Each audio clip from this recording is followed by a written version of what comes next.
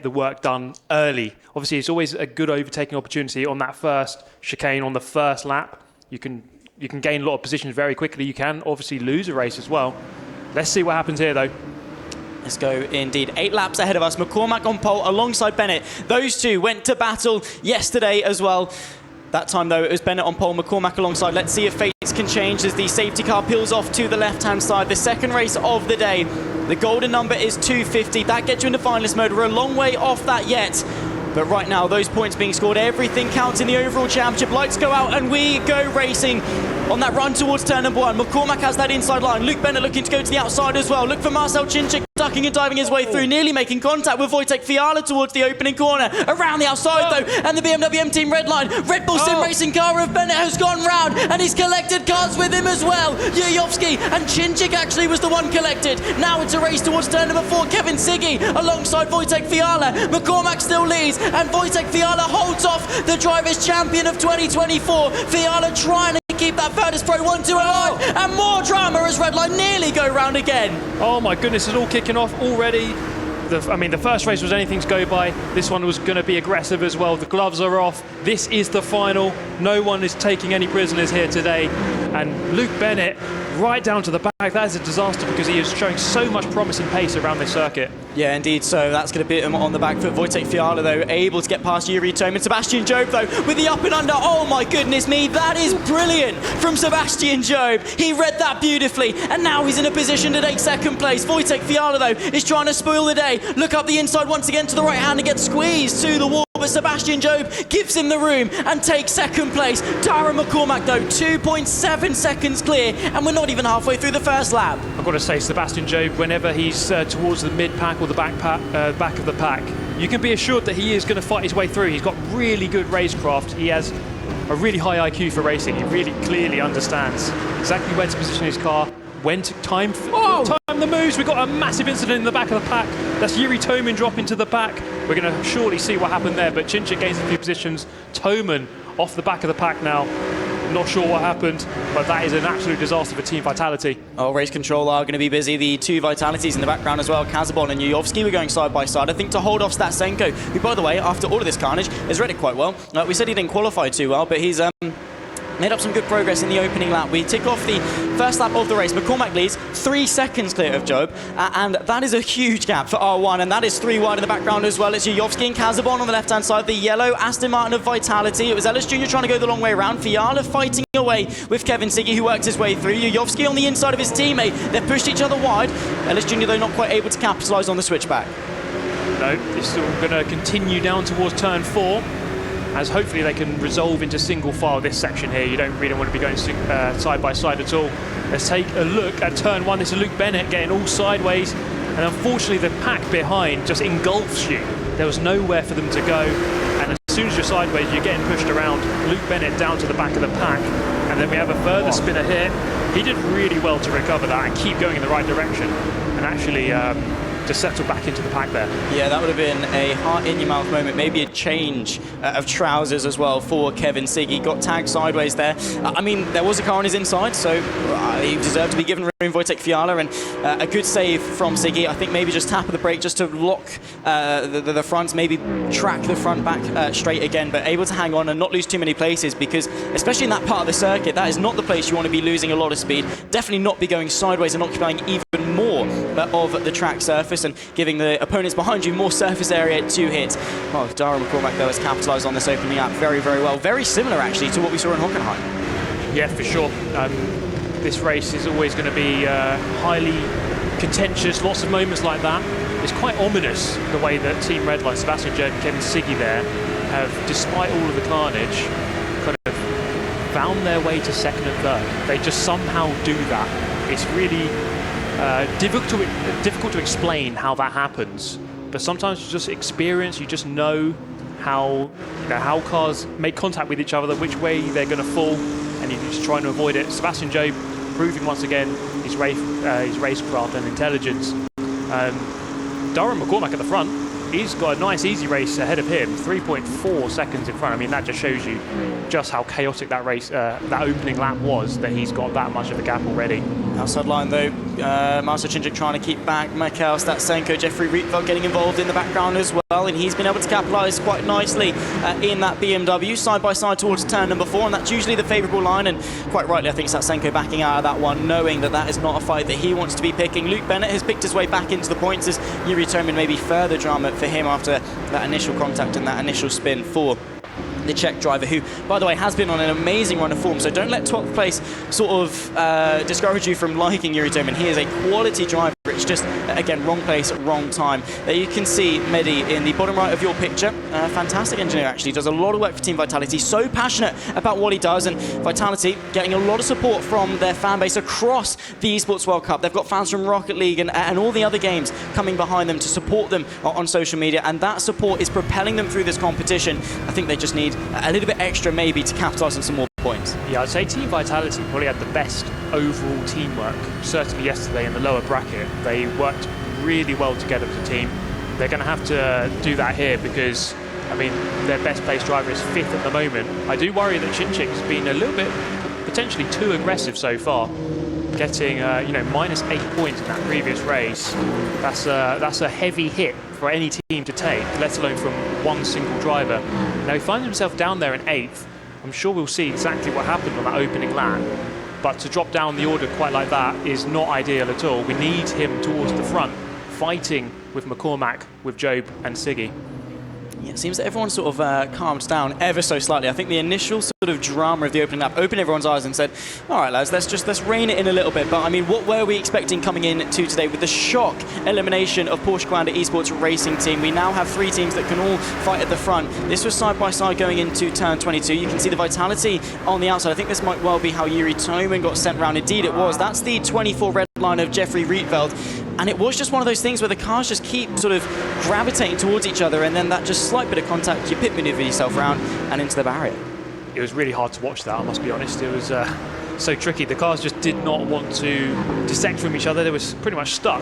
And yeah, Tomin just, I mean, I think he was trying to give him space. They were both trying to kind of give each other space. It's just one of those awkward things. These things happen in racing. Sometimes you can't account for everything going safely and smoothly. You are just going to be involved in incidents like that, especially going sideways or side by side through turn 22. It's a fast corner. You ideally want to be going through their single file. But yeah, that's really unfortunate for Tomin. I've been really impressed by his performances so far. And now, you know, he's 14 seconds off the back of the pack with not much work to do, really. It's going to be difficult for him. Of course, you've still got to be in the race just in case anything goes, well, swings in your favour. Hanyovsky riding on board. You can see him in the bottom left of your screen. Slow start to the Esports World Cup in 2025. Didn't really get things running too well, but a win at Monza yesterday and continuing in a strong form to allow Vitality into the finals. And what a story that is. They started this competition on day 1. They had to fight their way through the last chance qualifier. Then had to fight their way through on day 2 in the group stage where the top 5 teams went through. They were on the cusp with Virtus.pro and Maus. They were then able to just eliminate Maus based on penalty points. And now they've made their way all the way to the finals, eliminating one of the favourites for the championship in the form of Porsche Commander Esports Racing Team. Vitality is a huge story, and Virtus.pro as well up there, really taking the fight to the absolute almost tyrant that is BMW M Team Redline Red Bull Sim Racing. Yeah, and looking at the estimated point score as it stands, Virtus.pro would be leading on 82, ahead of Redline on 80. So, you know, it's not over yet. Redline are obviously the very strong team in this competition. As we have a move in towards turn 1, you're going to have to get more alongside than that. You're looking really to try to remain on the left-hand side here on the exit of 2, as you then drive towards the left-hander of 4 eventually.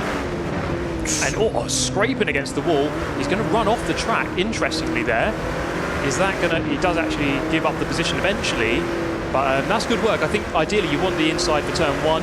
You obviously have to go the outside of turn 2, but eventually the line favours you towards turn 4, and then you can complete the move. Yeah, it's one of those things as well where you've got to have mutual respect with the driver you race against. Of course, these guys have been racing each other obviously throughout the entirety of the online season, last year's LAN event as well. They have experience, they understand how each other races. Is that something as a driver you sort of take with you? You anticipate a move, you're going into a battle with someone, you sort of know how much you're going to have to give and maybe the possibility of you having to back out. Yeah, no, definitely. I think the more you race against these guys, you know, these guys have raced each other a lot of times now, so they understand who they can really push. I say push, I mean be aggressive with, and those you can't. I mean, lap 1, I don't think any of that was being considered. I think they all just kind of, through caution to the wind, just absolutely sent it, judging by the fact that we've got lots of drivers crashing towards the back of the pack. So this is Wojtek Fiala having a good performance here, up in 4th, and keeping rough touch here with the 2 red line drivers. Really difficult though, because of the slipstream effect. He's not quite within range, whereas of course Siggy and Job kind of push each other along with the slipstream.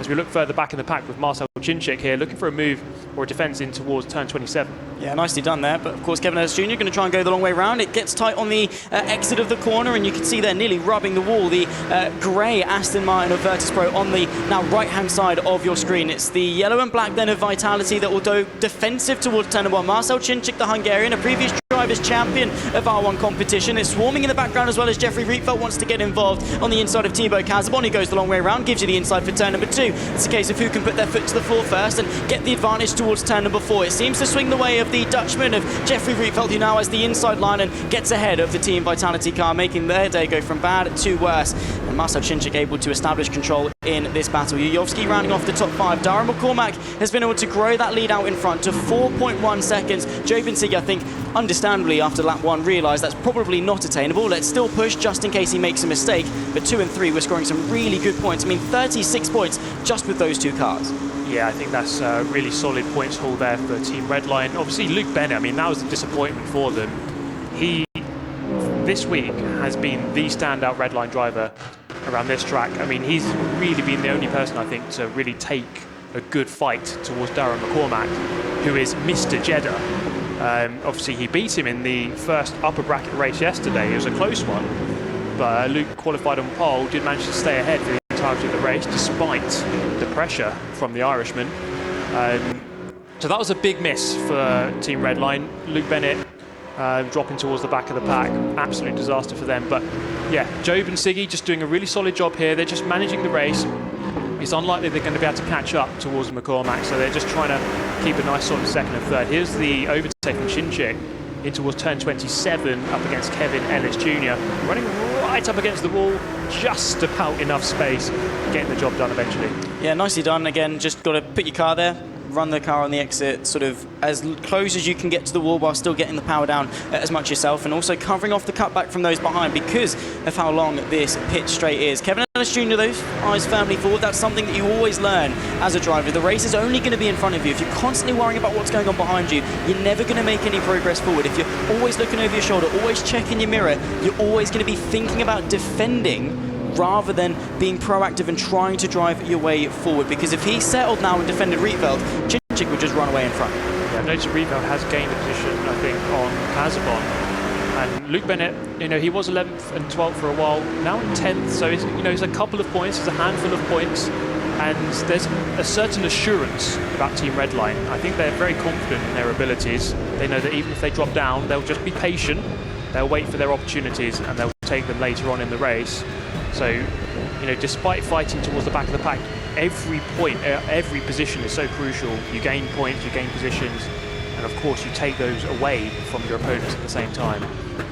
Exactly. So you find that obviously even with when you're sort of say 7th and 8th with your rival, if you can overtake them, not only do you gain points yourself, you take points away from the opposing team. So almost the points difference is doubled, right? The points gain that you get is doubled because you're taking off them and gaining yourself. So that flip can be huge. Darren McCormack, the difference back to 2nd place, Sebastian Job that we're following now. Darren McCormack is the one on the left, and the car we're following is Sebastian Job. 4.4 seconds. That's almost unheard of in R1 competition because of just how close and competitive this field is. But McCormack just let everything go on behind him and capitalised out in front. Only 21 is the Irishman, still yet to win an R1 Drivers' Championship or sort of be up there as one of the lead fighters, and still yet to win a Teams Championship as well as Darren McCormack, but one of the leading drivers in this competition, and right now is proving that today. I mean, he shows up on finals day. We've got one more tour, of course, of the Jeddah Corniche circuit coming up. McCormack leads from 4.5 seconds. Let's see what the rest of the pack, though, decides as we head in towards turn 27. Once again, Thibaut Casabon under pressure from Luke Bennett, who looks to go to the outside.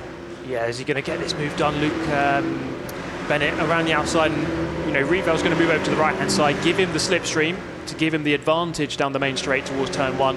And, you know, Darren McCormack at the front, I've got to say, this is showing just how important qualifying is. The difference between qualifying 1st and 2nd, it might not seem like much, but I think the chances of being involved in that mid-pack carnage are just so much higher the further back you are. So from pole, you can just control the pace. You're on the inside. It's a lot easier to assert authority on that first corner. And Darren McCormack's done that to perfection in these first 2 races. He's really controlling it from the front. He's going to need his teammates to kind of deliver in the same way, but also Team Vitality are going to have to try and assert some sort of authority in these later races. Yeah, indeed. So they really need to take a step up. Of course, right now, just check the point standings over the last couple of laps. 85 to Redline, 77 to Virtus.pro, only 40 for Vitality. And remember, it's a sort of a match point system. So once we reach 250 points after today, all the teams start on 0. Once they score 250, they then enter finalist mode, a match point system where only one of their drivers then need to win. They don't need to be the top scoring team. They don't need a 1, 2, 3, 4. They just need one driver to win in finalist mode. The rest of them can be 10, 11, 12. They do not care if they cross the line in first. They will then take victory. They will then take $200,000 of prize money and cement their key in the trophy and be, well, cemented in history as an EWC champion. Darren McCormack, though, is about to make his way to the line towards the final corner, and he has dominated this race in a similar fashion to that we saw at Hockenheim. He is the man setting the benchmark out in front, but is it enough for Virtus.pro? He has got them on their back. They do need to step up over the course of the next coming races, but Darren McCormack, though, fist in the air, he knows he's done well. From pole position, a sensational lap, he's converted to a dominant victory for Darren McCormack. It's a drag race to the line. In the background, though, Kevin Siggy and Wojtek Fiala jostling over the final place on the podium. Across the line, though, Kevin Siggy just able to hang on from Fiala, and that was a race and a half. That was a very exciting race. I mean, there's going to be a lot to dissect from that carnage on the opening lap. As we went on board there with Darren McCormack, it looked like he had an estimated 58.88 on the dash. That is how quick he's going. That is just honestly ridiculous pace. He didn't even need to do that. He was already 3 or 4 seconds in front, so super impressive. Backed up by Fiala there in 4th. But Redline, once again, getting up to 2nd and 3rd, that's very good for them. It is indeed, of course. As the fuel goes down in the race, the tyres sort of stay alive, so you're on a lighter car, it should go a bit quicker. But even at the start of the race, he was running sub 59. That is just how quick McCormack goes.